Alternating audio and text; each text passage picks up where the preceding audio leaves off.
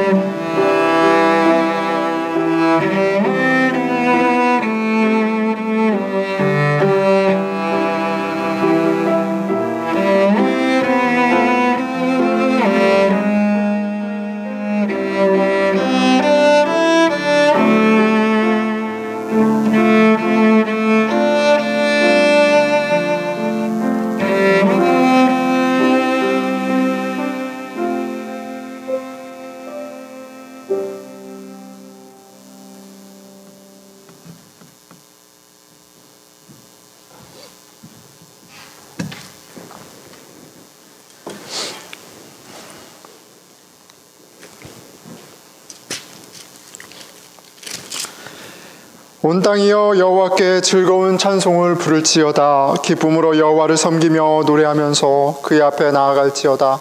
여호와가 우리 하나님이신 줄 너희는 알지어다. 그는 우리를 지으시니요 우리는 그의 것이니 그의 백성이요 그의 기르시는 양이로다. 감사함으로 그의 문에 들어가며 찬송함으로 그의 궁정에 들어가서 그에게 감사하며 그의 이름을 송축할지어다.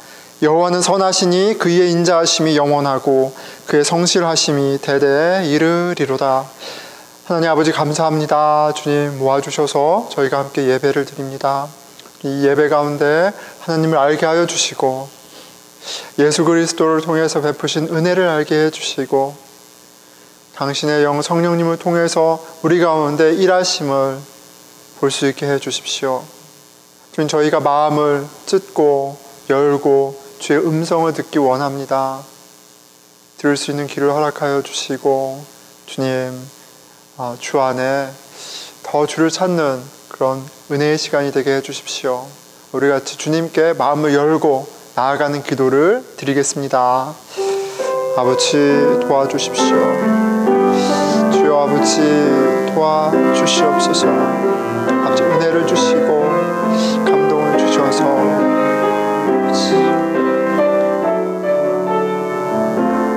주여 아버지 도와주시옵소서. 주여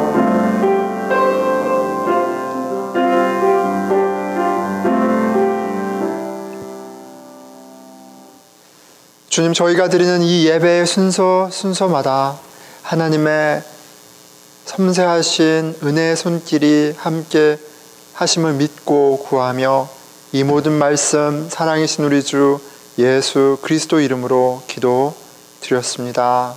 아멘.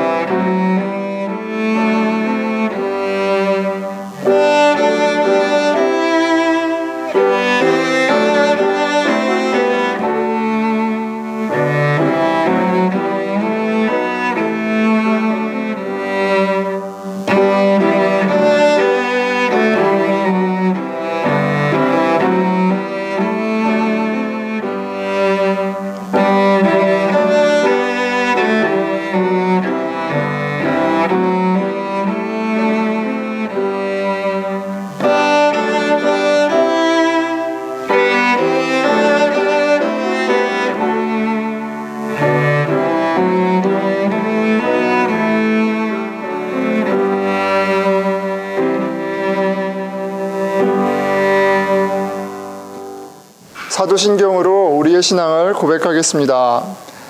전능하사 천지를 만드신 하나님 아버지를 내가 믿사오며 그 외아들 우리 주 예수 그리스도를 믿사오니 이는 성령으로 잉태하사 동정녀 마리아에게 나시고 본디오 빌라도에게 고난을 받으사 십자가에 못 박혀 죽으시고 장사한 지 사흘 만에 죽은 자 가운데서 다시 살아나시며 하늘에 오르사 전능하신 하나님 우편에 앉아 계시다가 저리로서 산 자 죽은 자를 심판하러 오시리라. 성령을 믿사오며 거룩한 공회와 성도가 서로 교통하는 것과 죄를 사하여 주시는 것과 몸이 다시 사는 것과 영원히 사는 것을 믿사옵나이다. 아멘.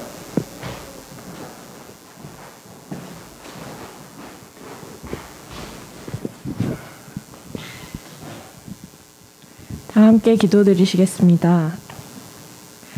신실하신 아버지 하나님, 지난 한 주간도 우리를 지켜주시고 오늘 거룩한 주의 날을 맞아 예배하게 하심에 감사드립니다. 한 해를 마무리하는 가운데 올 한 해 선하신 아버지께서 안전하게 우리 모든 성도들의 삶을 지켜주신 것을 감사하고 찬송하기 원합니다.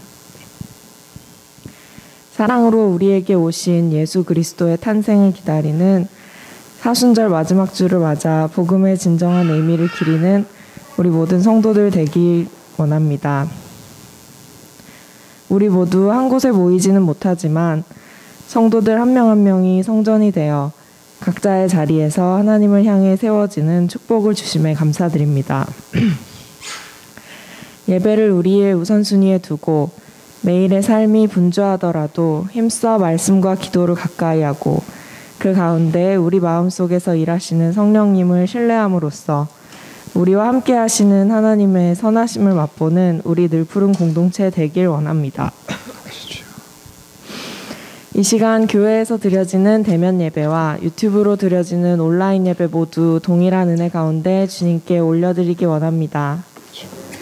예수 그리스도를 주로 고백하는 우리 모두가 교회이며 우리 가운데 성령님께서 함께 하심을 경험하는 귀한 시간이 되게 도와주세요. 주님, 우리들 가운데에 코비드로 인해 여전히 어려움을 겪는 지체들이 있습니다.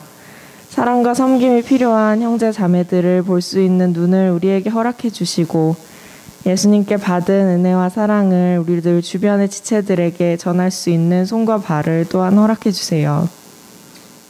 부모님과 함께 예배의 자리에 나온 소중한 우리 늘드림 어린이들을 하나님께 올려드립니다.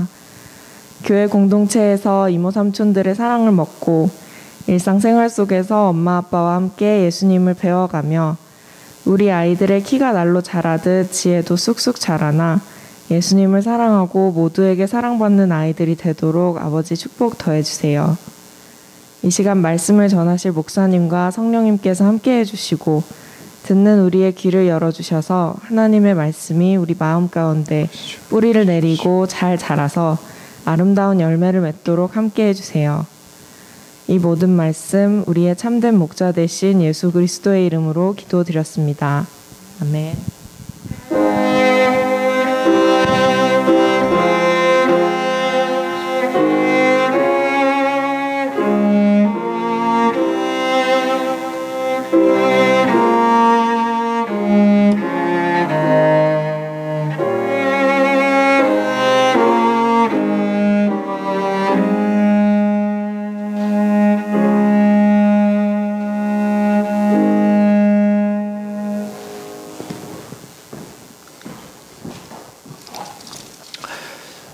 만복의 근원 하나님, 온 백성 찬송 드리고 저 천사여 찬송하세.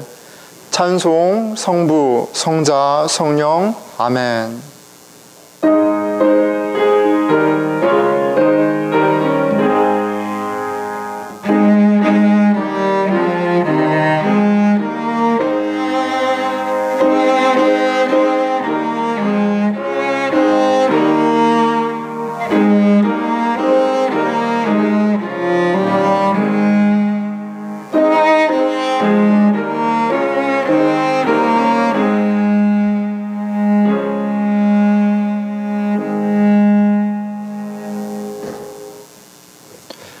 하나님 아버지 감사합니다. 저희로 당신의 것이 되게 하셨습니다.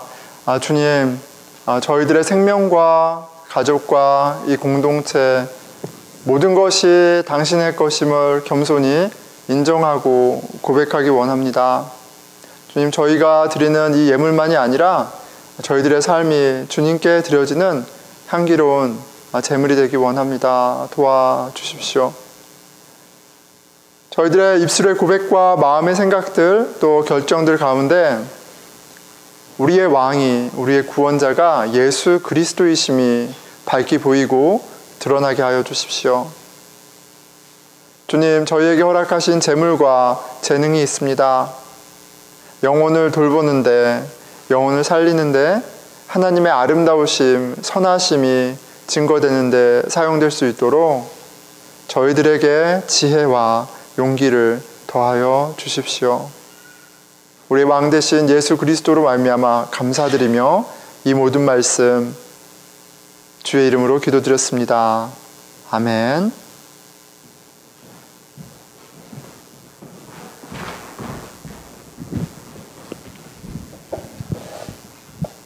오늘 하나님이 주신 말씀은 역대하 34장 18절에서 19절 말씀입니다.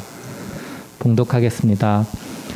서기관 사반이 또 왕에게 아뢰어 이르되 제사장 hil기야가 내게 책을 주더이다 하고 사반이 왕 앞에서 그것을 읽음에 왕이 율법의 말씀을 듣자 곧 자기 옷을 찢더라. 아멘.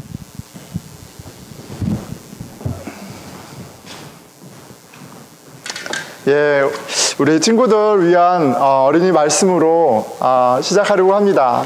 자, 오늘 말씀을 이렇게 목사님이 준비하면서 문득 이런 생각이 들었어요. 우리 친구들이 어리지 않다 이런 생각이 들어서 오늘은 친구들 말씀이 조금 어려울 수도 있어요. 근데 귀를 쫑긋 하고 잘 들어보면 좋을 것 같아요. 자, 우리 친구들 한번 상상을 해보는 거예요. 한번 생각해 볼까요? 뭐냐면 여러분이 예수님을 만난다 이렇게 한번 생각해 보는 거예요. 이제 예수님을 만나는 거예요. 자, 예수님을 만나면 여러분 혹시 물어볼 게 있나요? 한번 생각해 보면 좋겠어요. 나는 예수님한테 이거 물어보고 싶어. 자, 한번 생각해 보고 엄마나 선생님 통해서 목사님한테 알려주세요. 그러면 성경책에 하나님이 가르쳐 주는 게 되게 많거든요. 그러니까 목사님이 여러분들하고 함께 한번 그 궁금한 거를 한번 같이 찾아보면 좋을 것 같아요. 자, 목사님이 오늘 이야기할 내용은 부자 청년 이야기예요. 부자 청년. 예, 진짜 돈이 많은 사람이죠. 먹고 싶은 거 다 먹을 수 있고 가고 싶은 거 다 가질 수 있고 그런 부자 청년이 있었어요. 그렇게 부자인데 이 청년은 또 어떤 청년이냐면 하나님도 정말 열심히 믿는 친구예요. 삼촌이네요. 열심히 믿는 삼촌이에요. 그래서 이렇게 봉사활동도 열심히 하고 친구들도 잘 도와주고 이렇게 교회도 열심히 나가고 성경 공부도 열심히 하고 큐티도 매일 하고 돈도 많은데 근데 신앙생활도 열심히 하는 청년이 있었어요. 그래서 아마 동네 사람들은 이 부자 청년을 보고 그렇게 생각했을 것 같아요. 와, 저 친구는 정말 멋있다. 가진 것도 많은데 하나님 저렇게 열심히 믿네. 참 대단해 라고 생각했을 것 같아요. 자, 그런데 부족한 것도 없고 하나님도 열심히 믿으면 그쵸? 다 오케이일 것 같은데 그 청년이 한 가지 근심이 고민이 질문이 하나 있었던 것 같아요. 한 가지 질문이 있었던 것 같아요. 뭐냐면 나는 하나님의 나라에 들어갈 수 있을까? 이 질문이 있었던 것 같아요. 하나님의 나라는 실은 이 세상에 아무리 부자여도 또 아무리 많은 것을 갖고 할 수 있는 사람이어도 비교할 수 없이 이렇게 풍성하고 너무너무 좋은 곳이 하나님 나라거든요. 그러니까 부자지만 이 친구가 이제 질문하게 되는 거예요. 나는 하나님의 나라 들어갈 수 있을까? 성경 공부도 하고 예배도 드리는데 갈 수 있을까? 이런 고민이 질문이 있었어요. 자, 그런데 하루는 예수님의 얘기를 들은 거예요. 예수님, 나사렛에서 온 예수님이 있는데 그 예수님이 병도 고치고 귀신도 쫓고 그리고 무엇보다도 하나님 나라에 대해서 가르쳐 주신다는 거예요. 그래서 이 부자 청년이 질문이 있잖아요. 나는 하나님의 나라에 갈 수 있을까? 그래서 이거를 와서 예수님한테 물어봐요. 자, 예수님, 어떻게 하면 하나님 나라에 갈 수 있나요? 이렇게 물어봐요. 그랬더니 예수님이 바로 대답을 해줘요. 자, 여러분 한번 어떻게 하면 하나님 나라 갈 수 있을까요? 자, 생각해봐요. 어떻게 하면? 예. 땡. 네, 속으로 생각하면 됩니다. 속으로 생각해. 이거 말하면 안 돼요. 자, 집에 가서 엄마랑 얘기해보면 좋겠어요. 자, 그런데 예수님이 뭘 얘기해 주시냐면, 자, 하나님이 우리에게 주신 10가지 계명, 법이 있는데 이거를 잘 지키면 하나님 나라 가는 거야. 거기 어떤 내용이 있을까요? 목사님이 좀 쉽게 보니까 이런 것들이 있어요. 자, 다른 사람 마음 아프지 않게 하기. 예, 누구 마음 아프게 하면 안 돼요. 그쵸? 그리고 다른 사람의 물건을 훔치거나 빼앗으면 안 돼요. 거짓말하지 하면 안 돼요. 그리고 해야 될 것도 있어. 엄마, 아빠 말씀 잘 듣고 항상 감사하기. 그리고 내 이웃을 내 몸처럼 사랑하기. 이런 거를 잘하면 그러면 하나님 나라에 가는 거야. 딱 그 얘기를 들었어요. 근데 그 부자 청년이 어떻게 얘기했냐면 갑자기 얼굴이 환해지면서 빵긋 웃으면서 예수님, 저는 여태까지 너무너무 잘하고 살아왔어요. 딱 이렇게 얘기하는 거예요. 야, 나는 하나님 나라 가는구나. 이제 딱 그렇게 생각했어요. 근데 예수님이 잠깐 한 가지가 더 있어 라고 얘기하는 거예요. 그게 마태복음 19장 21절에서 22절 말씀인데 목사님이 읽어줄게요. 예수께서 가라사대 내가 온전하고자 할진대 가서 내 소유를 다 팔아 가난한 자들을 주라. 그리하면 하늘에서 보화가 내게 있으리라. 그리고 와서 나를 쫓으라 하시니 내가 가진 것 다 팔아서 가난한 사람들에게 다 주고 나를 따라와, 이렇게 얘기하시는 거예요. 그렇죠? 이게 무슨 말씀이냐면 나만 사랑해, 이 얘기예요. 나만 사랑해, 나만 사랑해, 이 이야기를 하는 거예요. 이 이야기를 들으니까 부자 청년이 갑자기 얼굴이 어두워진 거예요. 얼굴이 어두워져. 그리고 22절에 그 청년이 재물이 많음으로 이 말씀을 듣고 근심하니라, 이렇게 했어요. 재물이 많은 것이 이유가 돼서 그냥 어떡하지 하고 이렇게 돌아갔어요. 어떻게 하면 하나님 나라에 들어가나요? 예수님이 부자 청년에게 너무나 잘 설명해 주셨어요. 그렇죠? 어떻게 이렇게 구체적으로 이보다 더 얘기해 주시겠어요? 너의 것을 다 팔아서 가난한 사람에게 주면 가는 거야, 딱 이렇게 얘기했어요.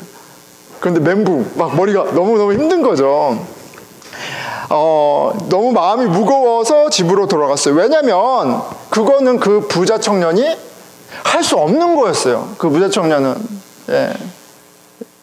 성경에 가진 것이 많음으로 이렇게 얘기하잖아요. 그러니까 사실은 잘 생각해 보세요. 난 하나님이 좋아 라고 얘기했지만 그걸 못 파는 건 나는 내가 가진 게 더 좋아, 이게 되는 거예요. 잘 생각해 보세요. 그러니까 하나님만 사랑하면 하나님 나라 가는 건 굉장히 간단해 보이지만 다르게 얘기하면 뭐냐면 하나님을 사랑하니까 다른 것들은 다 하나님이 원하는 것으로 쓰는 수 있어야 된다는 얘기. 자, 이 이야기를 듣고 이 청년이 이런 게 온 거예요.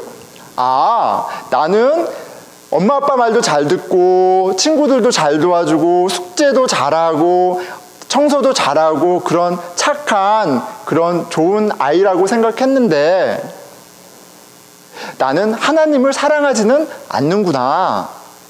이거를 예수님하고 얘기하다가 깨달은 거예요. 자, 우리가 큐티를 하고 기도를 하고 예배를 드릴 때 하나님이 우리에게 가르쳐 주시는 게 있어요. 그렇죠? 하나님이 우리를 얼마나 사랑하시는지 가르쳐 주죠. 그런데 그것만큼이나 또 뭘 가르쳐 주시냐면 우리가 하나님을 얼마나 사랑하지 않는지, 가짜로 사랑하는지도 꼭 집어서 이렇게 청년에게 가르쳐 주듯이 가르쳐 주세요. 그런데 너무너무 중요한 사실이 있죠. 뭐냐면 하나님의 나라는 내가 착한 일을 한다고, 그렇죠? 내가 교회를 열심히 다닌다고, 내가 엄마 아빠 말을 열심히 잘 듣는다, 학교에서 공부를 열심히 잘한다고 해서 들어가는 나라가 아니에요. 하나님의 나라는 우리가 하나님을 실망시키고 하나님을 이렇게 마음 아프게 함에도 불구하고 우리를 사랑하시는 하나님을 만나서 들어가는 나라예요. 그러니까 내가 사랑해서 들어가는 나라가 아니라 하나님의 사랑으로 들어가는 나라예요. 좀 어렵죠? 자, 그냥 이렇게 생각하면 돼요. 하나님의 나라는 어떻게 들어가냐면 하나님의 은혜로 들어가는 거예요. 하나님의 은혜로 들어가는 거예요. 자, 이거는 계속해서 생각하고 엄마하고도 한번 얘기해 보세요. 자, 이렇게 부자 청년이 가고 여기 낙심하고 부자는 하나님 나라 들어가기 어렵다는 얘기를 듣고 제자들이 아니 누가 하나님 나라 들어가요? 그렇게 얘기하니까 하나님이 예수님 뭐라고 얘기하시냐면 사람으로는 할 수 없으되 하나님으로서는 다 할 수 있느니라. 거듭 얘기하면 하나님의 나라는 사람이 내가 열심히 해서 갈 수 있는 나라가 아니라 하나님으로, 하나님의 은혜로 가는 거예요. 자, 나는 여전히 못된 모습이 있는데 나뿐이 모르는 아이인데 하나님은 그럼에도 불구하고 내가 잘못을 깨닫고 눈물을 흘릴 때 나를 용서해 주시고 사랑하세요.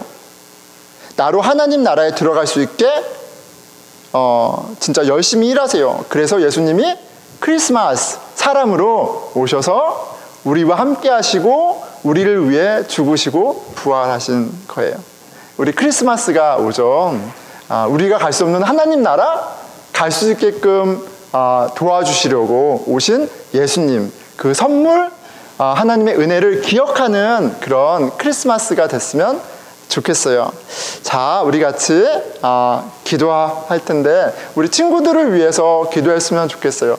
하나님, 우리 친구들이 말씀 보고 기도할 때 우리의 못된 모습, 연약한 모습 보고 너무 놀라지 않게 해주시고 그 가운데 하나님의 은혜를 어린 나이에서부터 경험할 수 있도록 성령님 도와주세요. 엄마 아빠하고 말씀 볼 때, 또 함께 기도할 때, 이렇게 예배 드릴 때 목사님 말씀 통해서, 찬양 통해서 그 은혜를 깨닫게 해주세요. 우리 같이 기도하겠습니다.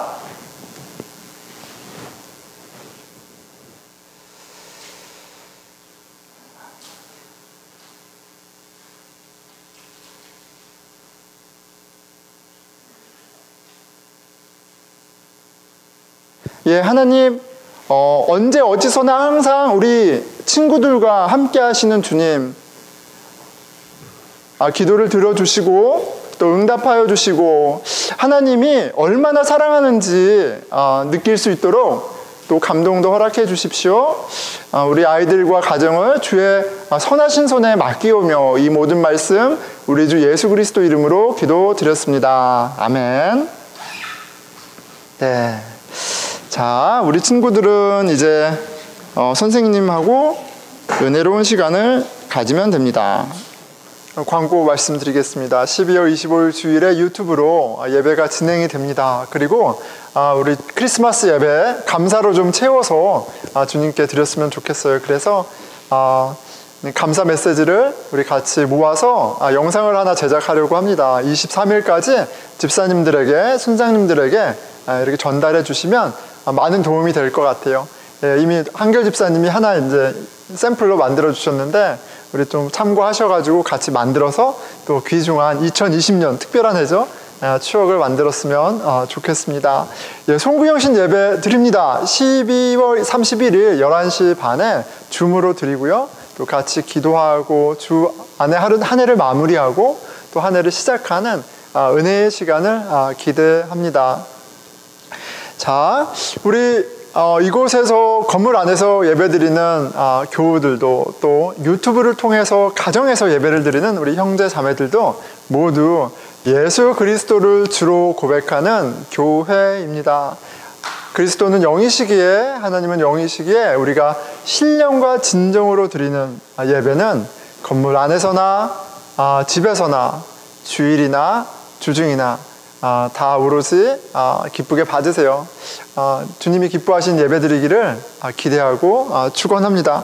우리 같이 주 안에서 인사하는 시간 갖겠습니다. 예, 반갑습니다. 예, 한 가지 광고를 빼먹었습니다. 예, 그래도 한 가지 하면 좋겠는데요. 예, 이 와중에도, 이 코비드-19 와중에도 보이지는 않지만 교회를 섬기는 귀한 손길들이 계속 있습니다. 또 그 중에서도 우리 어린이들을 섬겨주신 우리 지혜 선생님과 장혁 선생님과 서원 자매님, 우리 미정 집사님 너무너무 수고하셨고요. 이렇게 같이 좀 레커나이즈 하면서 감사의 마음을 전했으면 좋겠습니다. 우리 이렇게 귀한 선생님들 허락하신 하나님께 감사하는 박수, 오랜만에 박수 한번 치겠습니다.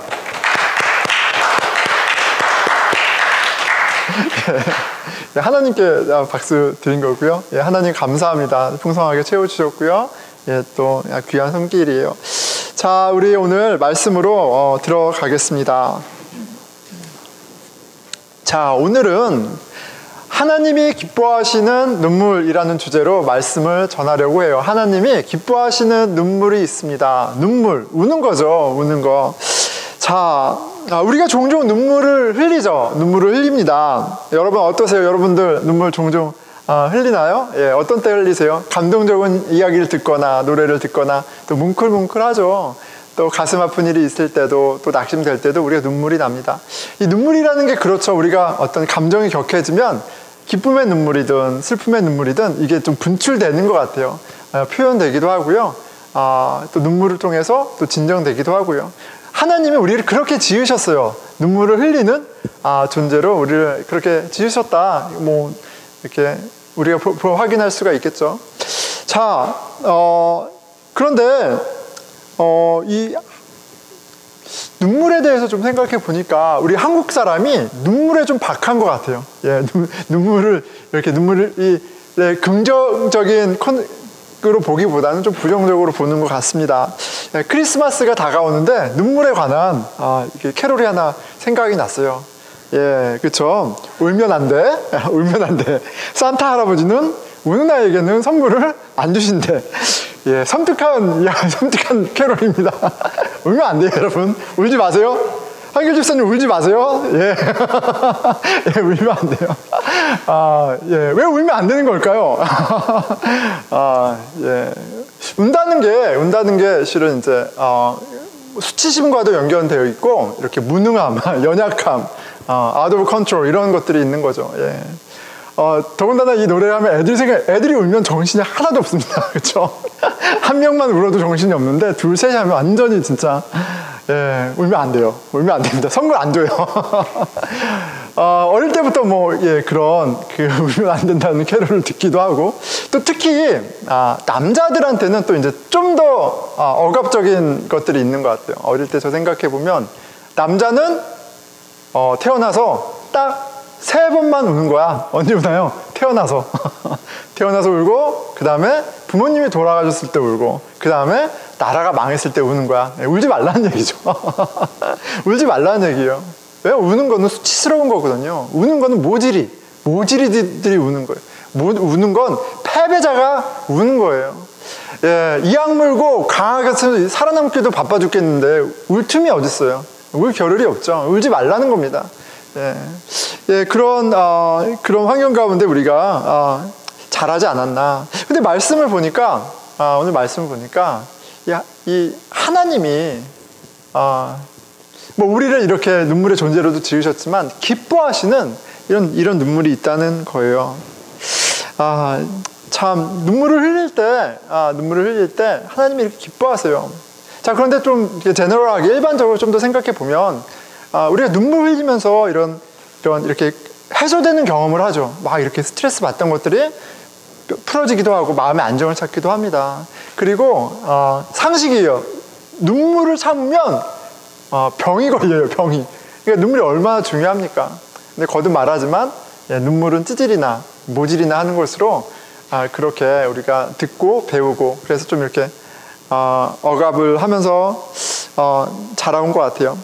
자, 여러분들 어떠세요? 여러분들은 어떠세요? 우리 장 형제 어때요? 예, 잘 우나요, 장 형제? 예. 여러분들 어떠세요? 여러분들에게 눈물은 어떤 의미가 있습니까? 좀 생각해 보면 좋겠어요.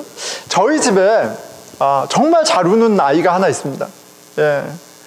갑자기 안 보이면 방에 들어가서 막 진짜 엉엉 울어요. 왜 우는지 몰라. 이유는 몰라. 아무도 몰라. 그냥 갑자기 그냥 들어가서 막 진짜 굵은 눈물을 흘리면서 우는 아이가 있습니다. 예, 우리 혼자 마음 상해서 예, 마음이 유리 같아. 그래가지고 우리 이한솔 군이 한솔이가 그렇게 눈물을 많이 흘려요. 예, 그런데 한솔이가 좀 저하고 이렇게 그렇잖아요. 닮은 아이는 생각하는 게 이렇게 읽혀져요. 예, 근데 한솔이가 이게 삐져서 이렇게 가는 게 저하고 이렇게 너무 비슷한 거예요. 그래서 한솔이를 보면서 저도 이제 많이 눈물을 참고 안 울고 10대를 보내고 20대 중반까지 왔는데, 야, 내가 이렇게 한솔이처럼 눈물이 참 많은 아이인데, 야, 많이 눈물을 참으면서 10대와 20대 초반을 보내왔구나. 참 애썼다. 참 딱했네. 이런 생각이 좀 들더라고요. 하나님이 우리를 눈물의 존재로 지으셨는데 말이죠. 그쵸? 근데 그걸 막 억누르고 살았으니 얼마나 힘들었겠어요. 그런데 제가 하나님을 만나고 참 많은 경험을 하죠. 자유라는 것, 새로운 삶의 자유라는 것도 경험하는데 그것이 구체적으로 나타난 것 중에 하나가 뭐냐면 제가 울기 시작했어요. 막 울게 됐어요. 눈물이 많아졌어요. 하나님 울게 하세요. 예. 나의 허물. 예전에는 뭐 이 정도면 보통 이상이야. 뭐 나만큼만 살라 그래. 막 이랬는데 그게 아닌 거예요. 이런 찌질이가 없어. 이렇게 더러울 수가 없어. 그래서 내 모습을 보고 통곡하죠. 그런데 더 통곡하는 게 있죠. 그런 나를 하나님이 품어줘. 그런 하나님 나를 씻어줘. 안아줘. 눈물을 닦아줘. 그래서 막 더 울어. 더 울어요. 예, 감동이 되니까 더 울죠. 근데 또 말씀을 보니까 하나님이 다른 것보다도 내가 이렇게 잘 살아요. 그런 것보다도 은혜를 구할 때 하나님께 나아가며 눈물을 흘릴 때 이걸 너무너무 기뻐하시는 거예요. 예. 그러니까 그리스도인은 자유로운 사람인데 울 수 있는 자유가 있는 사람인 것 같아요. 예. 오늘 말씀을 통해서 하나님이 기뻐하시는 눈물 또 깨닫고 우리가 눈물 흘려야 할 때, 눈물이 나올 때 정말 마음껏 울 수 있는, 하나님 앞에 마음껏 위로받게 되는 저와 여러분이 되기를 축원합니다. 하나님이 기뻐하시는 눈물. 참 기가 막힌 사실을 같이 깨달았으면 좋겠어요. 자, 오늘은 요시야 왕의 이야기입니다. 예, 참 그 이스라엘 사람 이 왕의 이름만 참 읽어도 저는 머리가 아파요. 아프고 은혜가 뚝 떨어지는데, 예, 요시야 왕인데 참 좋은 왕이죠. 좋은 왕이고 훌륭한 왕이에요. 예, 두 갈래로 갈리는데 요시야는 대표적으로 아주 모범이 되는 왕입니다. 34장 2절이죠. 여호와 보시기에 정직히 행하여 그 조상 다윗의 길로 행하여. 이건 끝난 거예요. 다윗의 길로 행했다. 100점 만점에 200점입니다. 좌우로 치지 아니하고 8살에 왕이 됐어요. 진짜 8살에 뭘 알겠어요? 앞뒤 분간하겠어요? 참 이제 망가질라 치면 진짜 한없이 망가질 수 있는 나이인데 그 나이에 왕이 됐는데 16살에 8년 후에 성경을 보니까 그가 하나님을 찾았다 이렇게 돼 있어요. 16살쯤 되면 중2병 정도 되나요? 예, 고1병인가요? 예, 자아가 완전히 생기고 막 이렇게 할 나이잖아요. 예, 그때 이제 지각이 생겼을 때 그가 하나님을 찾기 시작했어요. 이야, 예, 너무 진짜 귀한 모습이죠. 그런데 우리 항상 이런 모습을 보면 기억해야 될 게 있어요. 뭐냐면 요시야는 왕이잖아요. 이스라엘 민족, 하나님 백성의 왕이잖아요. 그러면 하나님을 이미 알고 있어야 되지 않나요? 신앙의 집안이잖아요. 다윗이 할아버지야. 솔로몬이 할아버지야. 아브라함이다. 막 신앙이 엄청난 집안이잖아요. 그렇죠? 자, 그래도 그는 그의 하나님을 찾는 거예요. 우리 아버지의 하나님, 우리 엄마의 하나님, 우리 이모 삼촌의 하나님이 아니라 내가 잘하면 마땅히 내가 나의 하나님을 찾는 그런 여정이 시작되어야 해요. 예. 근데 그 일이 너무나 감사하게 요시야에게 시작이 됐어요. 16살에 하나님을 찾기 시작했다. 그리고 계속해서 그가 종교 개혁을 시작을 하죠. 우상들을 다 부수고 이제 하나님 중심의 나라, 하나님 중심의 통치를 하려고 참 애씁니다. 자세하게 나와 있지 않지만 그가 이제 26살이 되어서 성전을, 또 허물어져 있는 성전을 다시 수리하고 고치는 열심으로 이게 점진적으로 디벨롭하는 것을 좀 볼 수가 있어요. 그러니까 한번 반짝이는 신앙이 아니라 계속 추구하는, 하나님을 갈구하는, 하나님의 뜻을 찾는 그런 신앙의 여정을 이어가고 있는 거예요. 얼마나 진짜 칭찬받을 만한 신앙이에요. 자, 그렇게 이렇게 성전을 고치고 성전 중심으로 나아가는 와중에 오늘 본문이 한 사건을 이제 이야기하고 있죠. 보여요. 성전을 수리하다가 제사장들이 성전 구석에 박혀있던, 이렇게 숨겨져 있던 것도 아니죠. 방치되어 있던 모세의 율법을 이렇게 발견하게 돼요. 이게 바로 하나님이 우리에게 주신 하나님의 뜻, 율법이구나. 그래서 그 모세의 율법을 왕에게, 요시야 왕에게 가지고 와서 그 왕 앞에 모세의 율법을 읽는 장면이 오늘 본문이고요. 그 말씀을 들은 요시야 왕의 반응이 오늘 본문이에요. 자, 오늘 본문을 제가 다시 한번 읽겠습니다. 서기관 사반이 또 왕에게 고하여 가로되 제사장 hil기야가 내게 책을, 율법책이죠, 주더이다 하고 사반이 왕의 앞에서 읽음에 왕이 율법의 말씀을 듣자 곧 자기 옷을 찢더라. 예. 모세의 율법이에요. 뭐 전통으로든 아니면 건너들어든 하나님의 뜻, 하나님만 섬기고 우상을 섬기지 말고 남의 것을 훔치지 말고 살인하지 말고 이런 벌은 알았지만 이렇게 명확한 말씀으로 대하는 것은 처음이었겠죠. 그리고 말씀을 통해서 맺었던 언약과 언약의 엄중함을 이제 직접적으로 듣게 되고 이제 요시야 왕이 옷을 찢고 통곡하게 됩니다. 자신의 죄를 말씀을 통해서 깨닫는 반응이에요. 그리고 그 깨달음은 무엇을 동반하냐면 하나님의 거룩하심과 언약의 엄중함을 또 가지고 오는 거죠. 하나님은요, 심판하시는 하나님이에요. 하나님은 이스라엘 백성들과 언약을 맺으실 때 내가 너의 하나님이 돼서 그리고 너희가 나의 백성이 되어서 이제 함께하고 복을 받을 텐데 조건이 있는 거죠. 나의 뜻에 순종할 때 복 받는 거고 나를 배신하면 심판 받는 거예요. 그런데 그 말씀의 명확한 말씀을 듣고 돌아봤을 때 아버지의 죄악 또 우리 이스라엘 백성의 죄악을 봤을 때 하나님의 심판 앞에 두려워하는 거예요. 그러니까 자기의 죄와 심판의 두려움으로 애통해합니다.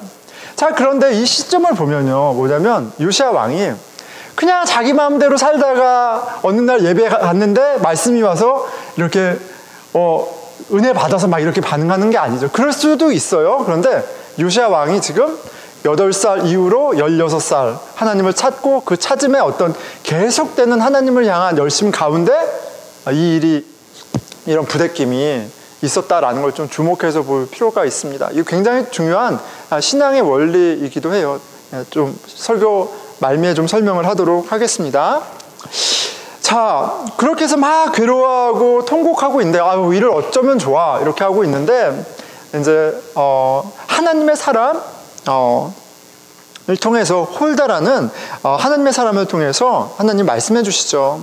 내가 이곳과 그 거민을 가리켜 말한 것을 내가 듣고 내가 하나님이 말씀하시는 거예요. 이곳과 예루살렘과 이곳의 거민 이스라엘 백성에게 말한 것을 약속한 것을 너가 듣고 어떤 약속이에요? 나에게 순종하면 복을 받고 나를 배신하면 심판받는다는 말씀이죠. 말을 듣고 어떻게 했냐면 마음이 연하여 느낀 바 있어서 하나님 말씀을 듣고 깨달음이 있었어요. 하나님 앞 곧 내 앞에서 겸비하여 낮아져서 옷을 찢고 통곡하였으므로 나도 내 말을 들었노라 이렇게 얘기해요. 너가 내 말을 듣고 애통해하고 눈물 흘리고 그렇게 간절히 나를 찾았는데 내가 그걸 들었다. 그리고 내가 은혜를 베풀겠다.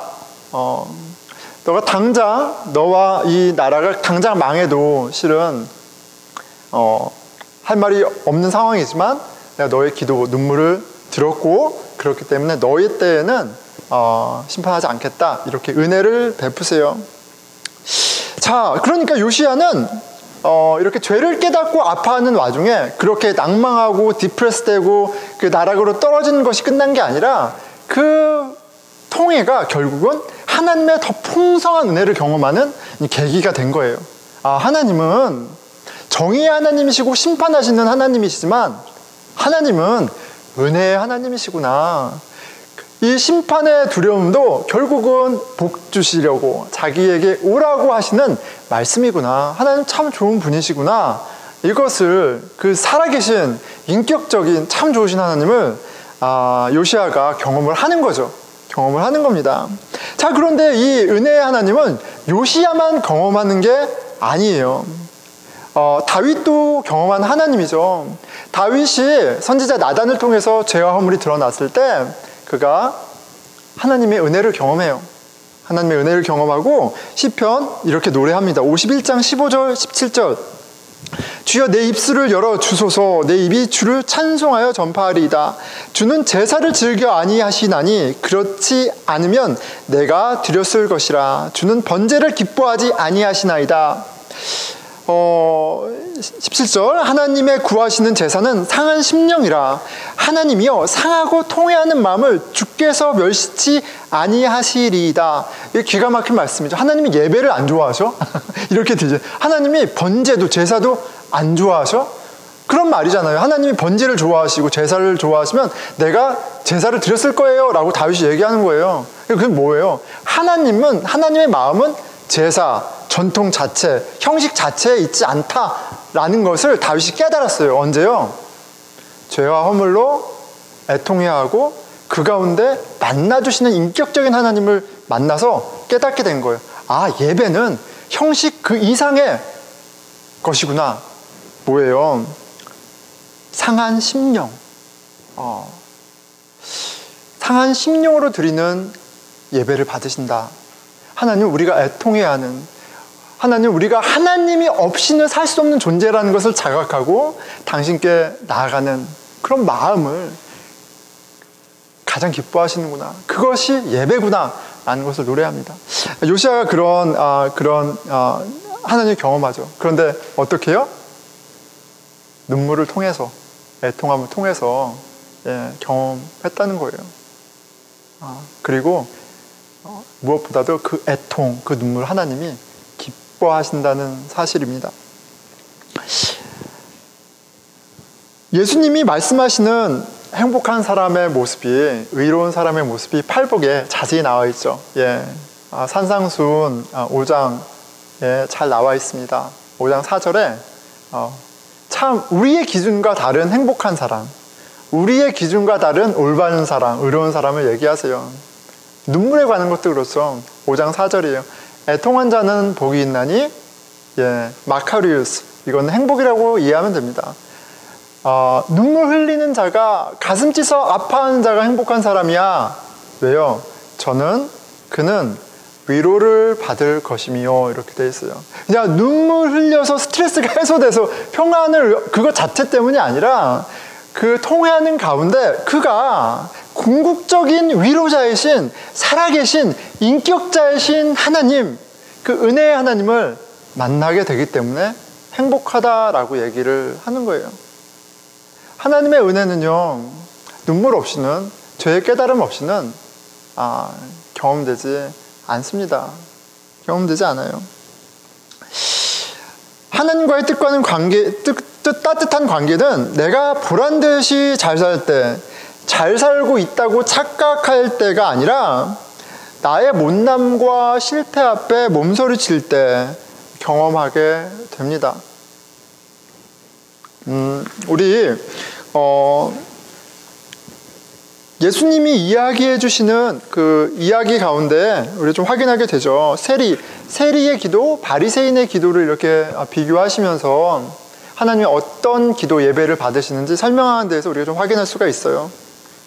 의인의 당당함이 아니라, 의인도 없죠. 근데 스스로 착각하는 거죠. 죄인의 눈물을 기뻐하세요. 예수님이 직접 이제 설명해 주십니다. 누가 하나님 나라에 들어가느냐? 누가 하나님 나라에 들어갈 자격이 있느냐라고 얘기할 때 누가복음 18장 9절에서 14절 이 이야기가 나오죠. 자기를 의롭다 믿고 다른 사람을 멸시하는 자들에게 이 비유로 말씀하시되, 바리새인들에게 말씀하시는 거예요. 하나님을 기쁘게 하는 것, 하나님 앞에 의로운 것, 하나님 나라에 들어가는 것, 자기의 의로, 신앙의 종교적인 열심으로, 지식으로 되는 게 아니야. 말씀하시는 거죠. 그런 것들은 오히려 더 깊은 의미에서 더 진짜 하나님을 슬프게 하는 거예요. 하나님이 지으신 소중한 인생들, 하나님이 계획하고 계신 영혼들을 멸시하는, 진짜 하나님에게 반역하는 줄도 모르고 반역하는 그런 죄악을 낳습니다. 자, 두 사람이 기도하러 성전에 올라가니 하나는 바리새인이요 하나는 세리라. 그 당시 시대에 두 양극단적인 그 직업군이죠. 바리새인은 하나님의 나라를 이 땅 가운데 이루기 위해서 하나님 율법을 가르치고 순종하는 것을 살고 가르치던 진짜 하나님한테 올인하는 사람들이에요. 그렇죠? 자, 세리는 누구예요? 하나님을 버렸죠. 민족을 버렸어요. 왜요? 돈이 최고야. 딱 해요. 누가 봐도 세리는 하나님 나라 오면 심판받아 마땅한 불구덩이에 들어가야만 하는 사람들이에요. 얘는 아주 나쁜 놈들이죠. 세리는. 바리새인은 누구예요? 누가 봐도 1등석에 앉아야 되는, 하나님 나라 천국 열차 1등석에 앉을 자격이 있는 사람들이에요. 근데 그게 우리가 생각하는 방식이고 우리의 판단이에요. 근데 하나님은 그렇지 않다라고 얘기하시는 거죠. 자, 바리새인과 세리가 있어 하는 기도에, 자, 자, 근데 누가 더 의로운지 한번 봐봐. 이렇게 얘기하시는 거예요. 바리새인은 서서 따로 기도하여 가로되 하나님이여 나는 다른 사람들 곧 토색 물건을 강제로 빼앗는 거죠. 불의 간음하는 자들과 같지 아니하고 이 세리와도 같지 아니함을 감사하나이다. 나는 일에 2번씩 금식하고 또 소득의 11조를 드리나이다 하고 하나님 앞에서 내가 잘하고 있는 것들을 자랑합니다. 내가 이렇게 괜찮은 사람이에요. 이렇게 얘기하죠. 그 가장 큰 죄는요 위선이에요. 선을 가장하는 게. 근데 참 기가 막힌 게 자가 위선을 몰라요. 또 자기 이게 속죠. 예, 이 위선이 가장 악한 겁니다. 바리새인이 그 정점에 있죠. 생각해 보세요. 예수님이 오셨을 때 누가 예수님을 가장 대적하고 예수님과 가장 많이 싸우는 바리새인들이잖아요. 예, 이게 그만큼 위선이야말로 교만이야말로 가장 큰 죄악입니다. 자, 그런데 이게 위선이냐, 그래서 자기 중심적인 자기가 왕인 그런 영적인 상태냐, 아니면 진짜 하나님 중심이냐, 하나님께 하나님 중심의 은혜의 삶이냐를 이제 잘 확인할 수가 없잖아요. 그런데 이 기도의 내용을 보면 우리가 좀 확인할 수 있어요. 뭐냐면 자기 중심적인 사람은 뭐냐면 항상 남하고 비교해요. 가치의 기준이 세상이고 남하고 비교하는 거예요. 내가 쟤보다는 좀 잘하고 있네? 얘보다는 좀 못하고 있네? 항상 여기서 왔다 갔다 해요. 그거는 자기 중심인 거야. 예. 그런데 하나님 중심인 사람은 어떤 거예요? 비교하는 게 아니라 하나님이 기준인 거예요. 하나님이 기준인 거예요. 기도의 내용도 딱 그래요. 딱 그래요. 지금 바리새인은 나보다 못한 사람들하고 비교하면서 하나님한테 지금 얘기하고 있는 거잖아요. 자기 중심적인 거예요. 예. 근데 세리여서 그냥 죄인이니까 은혜가 있는 게 아니라 그에게 신앙이 있어요. 그에게 신앙이 있어요. 뭐예요? 다른 사람하고 비교하는 것이 아니라 하나님 앞에 죄인됨을 깨닫고 보고 몸둘 바를 모르고 있죠. 세리는 멀리 서서 감히 눈을 들어 하늘을 우러러보지 못하고 다만 가슴을 치며 가로되 하나님이여 불쌍히 여기옵소서 나는 죄인이로소이다 하였느니라. 눈물을 흘렸다라고 표현되어 있지는 않지만 애통하는 모습, 눈물이 있는 모습 우리가 상상할 수가 있죠.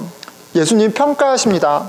내가 너희에게 이르노니 이 사람이 저보다 의롭다 하심을 받고 집에 내려갔느니라. 이 사람이 세리가 저 사람보다 바리새인보다 더 의롭다함을 받고 인정받고 내려갔다라고 해요. 무릇 자기를 높이는 자는 낮아지고 자기를 낮추는 자는 높아지리라. 이걸 뚝 떼어다가 복 받으려면 겸손해야 돼. 이렇게 생각하면 안 되고요. 정말 하나님 앞에 쓴 자는 어떻게 돼요? 하나님이 높으시니까 낮아지는 거예요. 근데 하나님이 안 보이는 사람은요, 한없이 올라가요. 한없이 올라가요. 근데 올라가야 되는 근거가 있어야 되잖아. 그러니까 나보다 못한 사람을 계속 보면서 올라가는 거예요. 예. 하나님이 안 보여서 그러는 거예요. 여러분, 우리의 기도와 신앙생활을 좀 돌아봤으면 좋겠어요. 여러분 가운데 이렇게 찌질이들이 많이 있나요?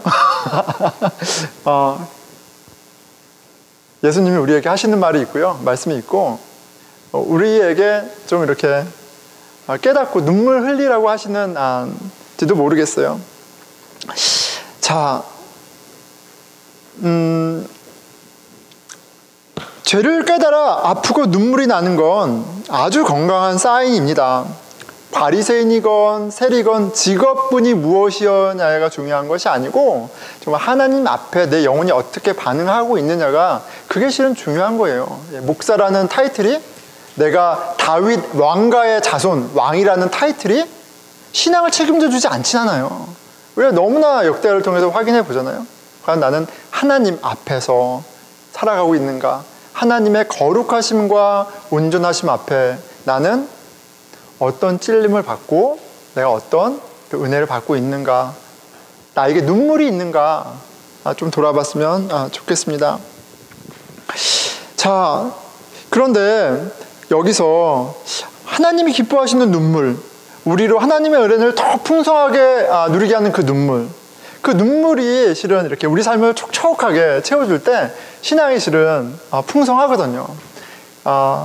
근데 우시아 이야기나 이렇게 이 이야기나 또 이제 젊은 청년의 이야기나 이런 것들을 봤을 때 좀 우리가 어떤 원리를 이게 길이야 라고 말할 수는 없지만 그래도 한 가지 원리를 찾게 되어 뭐냐면 하나님을 찾고 하나님의 말씀으로 나아가고 하나님의 말씀을 듣기 원하는 가운데 우리는 죄를 깨닫는 은혜 또 복음의 은혜를 더 풍성하게 누린다는 거예요. 그거 없이는 실은 하늘에서 뚝 떨어지지 않는 거죠. 그러니까 매일 말씀 묵상과 기도와 예배가 얼마나 중요한지 모릅니다. 목사님 율법주의 아닙니까? 그렇게 말씀하실 수도 있을 것 같아요. 그런데 그런 차원이 아니죠. 이런 비유가 적절하지 않을까 생각이 듭니다. 저는 어머니의 사랑을 통해서 하나님 사랑 많이 기억하는데 이렇게 저희 어머니가 사랑할 때 그냥 말로만 사랑하시는 게 아니잖아요. 그렇죠? 맛있는 음식을 항상 이제 끊어지지 않고 떨어지지 않게 차려주세요. 저는 이렇게 어머니가 해주셨던 그 콩나물국, 참 생각이 많이 납니다. 생각이 나고 또 시골에 할머니가 해주셨던 호박 김치찌개, 그 집에서 딴 호박, 그쵸? 애호박에 가마솥에 이렇게 했던 그게 기억이 나는데 뭐냐면 하나님이 우리 영혼의 잘됨과 영혼의 만족과 행복을 위해서 상을 이렇게 상다리가 부러지게 딱 차려주세요. 그쵸? 딱 복음의 상을 딱 차려줘요. 그런데 어머니가 사랑으로 올게닉하게 음식을 아무리 차려줘도 내가 숟가락을 들어서 먹지 않으면 아무 소용이 없는 거예요. 내가 초콜릿 달라고 사탕 달라고 땡깡 부리고 밥상을 치고 있으면 하나님의 은혜가 부족하거나 없거나 멈춘 것이 아니라 내가 그 밥상을 발로 차고 있는 거예요. 우리가 말씀으로 나아가고 기도의 자리를 삶의 우선순위에 두고 예배를 드리고 하는 것은 우리가 무엇을 더 하면서 은혜를 더 많이 얻는 그런 차원의 것이 아니라 우리의 공로의 차원이 아니라 또 차려주신 걸 또 먹는 거 하는 거예요. 은혜의 자리에서 또 먹는 거 하는 겁니다. 그 정도는 해야 되는 거예요. 그렇지 않으면 아무 일도 일어나지 않습니다. 하나님이 기뻐하시는 눈물, 우리 영혼을 소생시키는 눈물, 복음의 감격으로 살아가게 하는 눈물이 있어요. 여러분 그 눈물이 있습니까? 하나님이 오늘 우리에게 어떤 말씀을 하시는지 귀 기울이는 은혜가 있었으면 좋겠습니다. 잠깐 기도하겠습니다.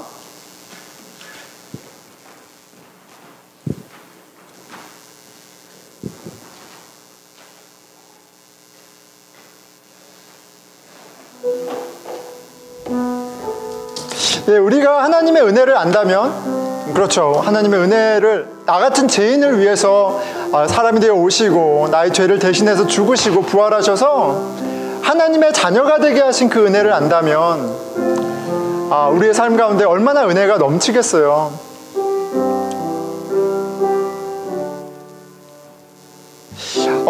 복음이 우리의 영혼을 깨끗하게 하고 새롭게 하지만 동시에 우리의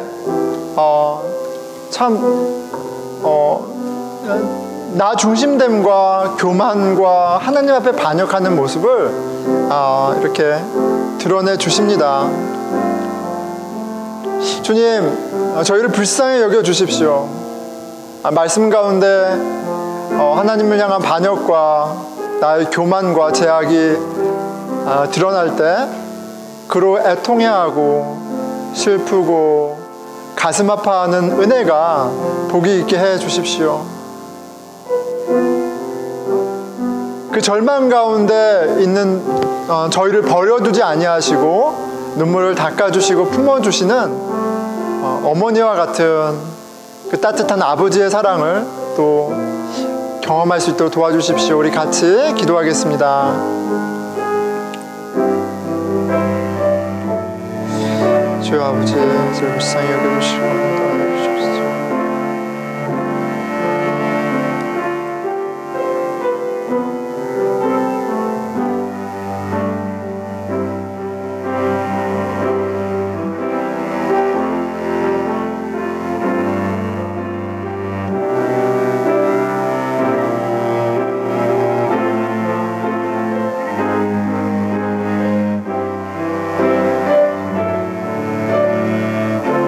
하나님, 우리 공동체를 위해서 기도합니다.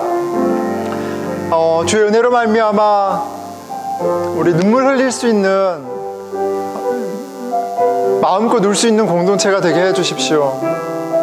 누가 잘하냐가 아니라 나의 연약함과 너의 허물과 우리의 더러움으로 함께 아파하고, 하지만 그보다 더 풍성한 하나님의 은혜, 그 죄를 눈보다 더 희게 깨끗하게 하시는 하나님의 성실하심, 그 하나님의 사랑으로 함께 감사하고 은혜를 누리는 신앙의 공동체 되게 해주십시오. 우리 같이 교회를 위해서 기도하겠습니다. 주여 아버지, 저를 불쌍히 여겨주시고, 아버지 저희들의 매일매일 삶 가운데 저를 깨닫고 애통하는 일이 있게 하시고, 아버지 주님, 그 모든 것들이 하나님께 나아가는 재료, 하나님의 은혜를 더욱더 풍성히 누르는 재료가 되게 하여 주시옵소서.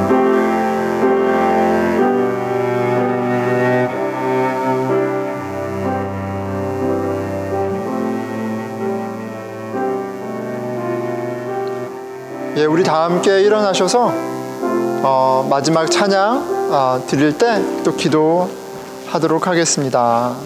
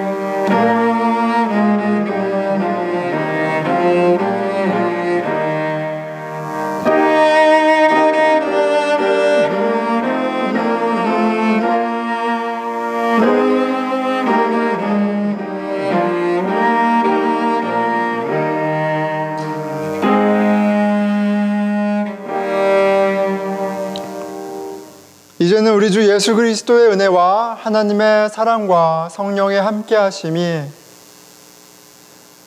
애통해하며 주의 은혜를 구한 우리 형제 자매들 가운데 신실하심으로 사랑으로 화답하신 하나님께 감사 예배드린 우리 형제 자매들과 이제로부터 영원히 함께하시기를 간절히 축원하나이다. 아멘.